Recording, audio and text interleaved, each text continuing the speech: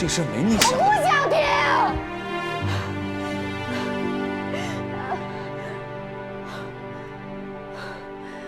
对不起，远州哥哥，我不是故意的，我不是故意打你的，疼不疼啊？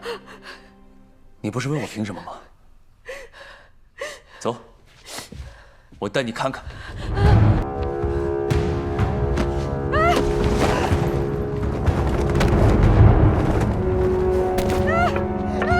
现在没人能救你，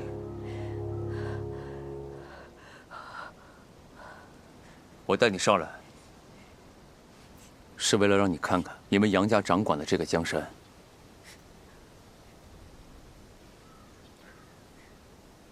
我们现在这里叫白沙镇，那边是沙溪镇，再往远的地方就是你生母的故乡禹州。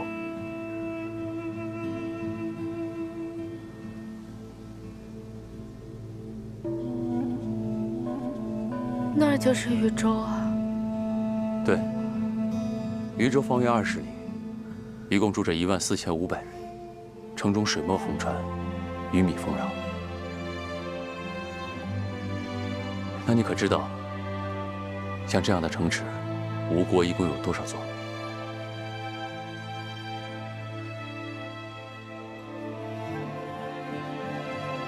一共38座。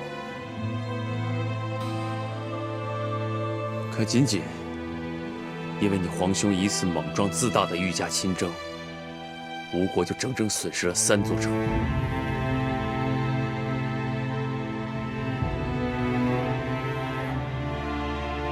为君者当止戈爱民，为民者当安居乐业，这才是人间大道。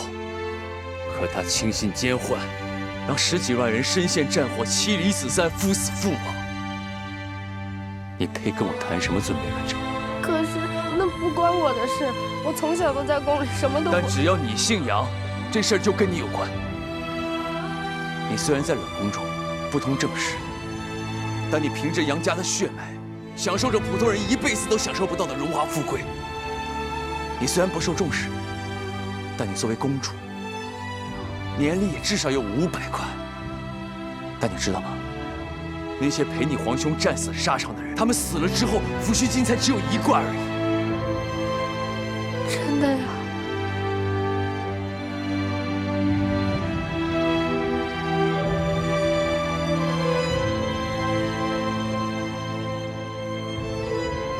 吴国建国不过50年，这些百姓没受过你们杨家多少好处。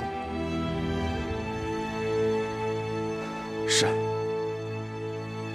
你可以怕死，你可以逃，但如果你身陷安国，我们这些人都活不了。杨颖，请你记住了，整个使团上至我和杜大人，下至马夫内侍，他们之所以愿意拼尽性命陪着你去，他们不是因为禹州，也不是为了加官进爵，他们只是为了让2国百姓少陷战火，为了那些战死沙场却被泼上叛徒脏水的天道兄弟们洗清冤屈而已。你们说是不是？是。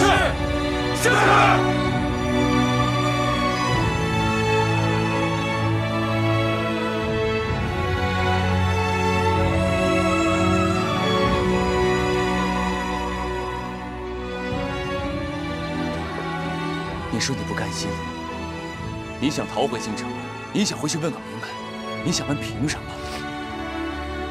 但你有没有想过，那些血染战场的百姓们，他们有没有甘心？他们有没有问过凭什么？你给使团下毒的时候，你有没有想过，一旦药剂过量，他们都可能死在你的手上？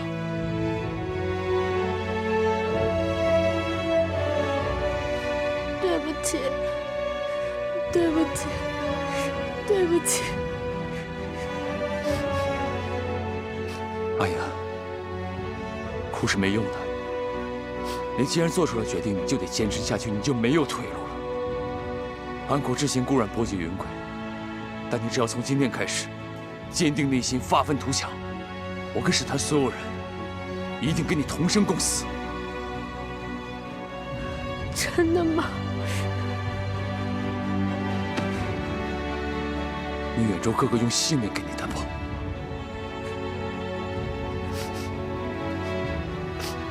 我发誓，以后我不会再逃跑了，